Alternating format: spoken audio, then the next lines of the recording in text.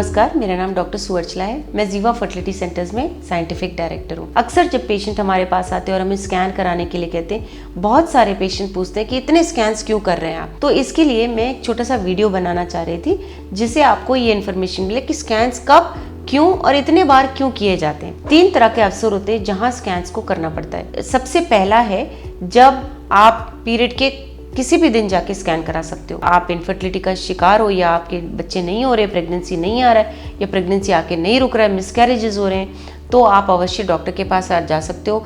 चाहे आपका 14वां दिन हो, 21वां दिन हो, कोई सा भी दिन हो पीरियड का, आप जाके एक स्कैन करा सकते हैं। इस स्कैन में आपके डॉक्टर आपके यूट्रस को देखेंगे, आपके ओवरीज को देंगे, बट मुख्य तौर से यूट्रस को देखेंगे कि अंदर कोई फाइब्रॉइड्स तो नहीं है, पॉलिप्स तो नहीं है, कोई एंडोमेट्रियोसिस की वजह से डैमेज तो नहीं हुआ है, यूट्राइन सेप्टम यानी कि एक दीवार जैसा तो नहीं आ गया यूट्रस में जिसकी वजह से 2 भाग हो गए, जिससे आपके मिसकैरेजेस या प्रेगनेंसी नहीं रुक पा रहे हैं। ये सब इस स्कैन द्वारा देखा जाता है। ये स्कैन आप कभी भी करा सकते हो। इसके द्वारा गर्भ के बारे में बहुत ज़्यादा इंफॉर्मेशन मिल रहा होता है। दूसरा स्कैन होता है डे 2 या बेसलाइन स्कैन। ये बहुत ज़रूरी होती है। पीरियड के दूसरे दिन या तीसरे दिन ये स्कैन किया जाता है और इस स्कैन में ये देखा जाता है कि गर्भ ठीक तरह से ब्लीड हो रहा है या नहीं, ब्लीडिंग ठीक से हो रहा है पीरियड के दौरान या नहीं, और ओवरीज कैसे बिहेव कर रहे हैं। इसके बारे में समझने के लिए थोड़ा सा मैं आपको हार्मोन्स के बारे में बताऊंगी। पीरियड में हो रहा ये होता है कि फॉलिकल स्टिमुलेटिंग हार्मोन नामक हार्मोन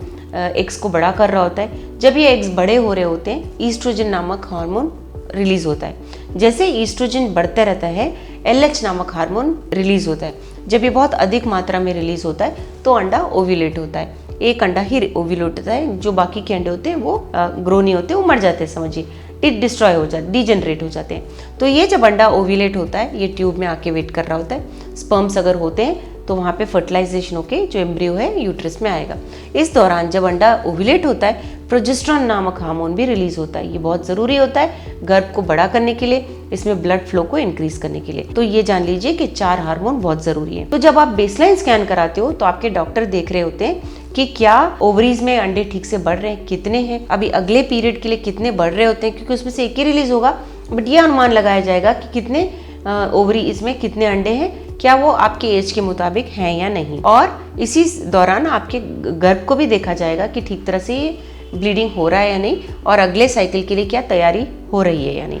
तो ये बहुत ज़रूरी स्कैन होता है। इसके मुताबिक आपके डॉक्टर डिसाइड करेंगे कि IUI करें, IVF करें, क्या आप वेट कर सकते हो, आपकी एज ठीक है उसके मुताबिक करें, आपके हार्मोन लेवल्स के मुताबिक आपका स्कैन रीडिंग है, ये सब अनुमान लगाया जाता है। तीसरा होता है ट्रीटमेंट स्कैन्स। ट्रीटमेंट के दौरान जब ये स्कैन्स किए जाते हैं उसे ट्रीटमेंट स्कैन्स कहते हैं। ये बहुत महत्वपूर्ण स्कैन्स होते हैं। चाहे आप ओव्यूलेशन इंडक्शन कराओ, यानी कि जब टैबलेट लेके आप नेचुरली ट्राई करना चाह रहे हैं, चाहे आप IUI कराओ या चाहे आप IVF कराओ। ओव्यूलेशन इंडक्शन में टैबलेट्स देके अंडों को बड़ा किया जाता है, और जब अंडे करेक्ट साइज के हो जाते हैं और वो रिलीज होने लगते हैं, आप दोनों को, हस्बैंड वाइफ को नेचुरली ट्राई करने के लिए बोला जाता है। IUI में आपको इंजेक्शंस या टैबलेट्स देंगे, 1 या 2 अंडे बड़े करेंगे। जब अंडे करेक्ट साइज के हो जाते हैं उन्हें रिलीज करेंगे ओवरीज से। जब वो ट्यूब में आएंगे तब आपके हस्बैंड के स्पर्म को प्रोसेस करके आपके यूट्रस में या गर्भ में डाला जाता है। और ये बहुत जरूरी है कि करेक्ट टाइम में वो स्पर्म्स अंदर डाले जाए। तो आप समझ ही गए होंगे कि चाहे ओव्यूलेशन इंडक्शन हो या IUI हो, स्कैन्स कितने इंपॉर्टेंट है।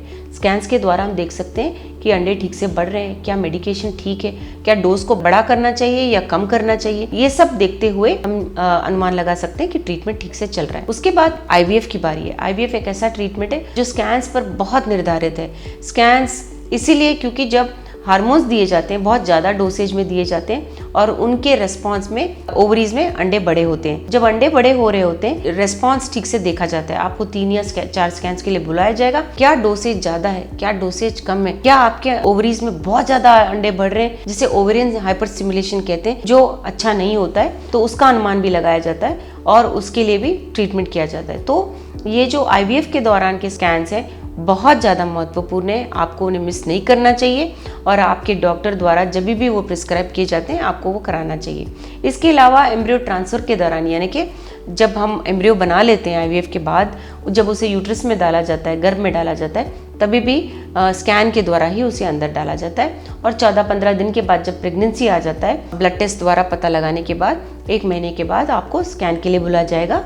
प्रेगनेंसी अगर पॉजिटिव है तो फीटल हार्ट देखने के लिए, नहीं बच्चे का हार्ट बीट देखने के लिए। तो ये सारे स्कैन्स प्रेगनेंसी की कोशिश करने के टाइम, प्रेगनेंसी आने के बाद तो आपको पता ही है कितने महत्वपूर्ण स्कैन्स होते हैं। तो जब भी आपके डॉक्टर ने स्कैन्स प्रिस्क्राइब किया है, आपको अवश्य कराना चाहिए। इसके बारे में अगर आपको और जानकारी चाहिए, आप प्रेगनेंसी के लिए ट्राई कर रहे हैं लेकिन फेल हो रहे हैं, आपको इसके बारे में हेल्प चाहिए, आपको ट्रीटमेंट चाहिए, अवश्य जीवा फर्टिलिटी सेंटर्स आइए। धन्यवाद। हमने इस वीडियो को बनाने में बहुत मेहनत की है, ज़रूर हमें सब्सक्राइब और लाइक कीजिए। Thank you.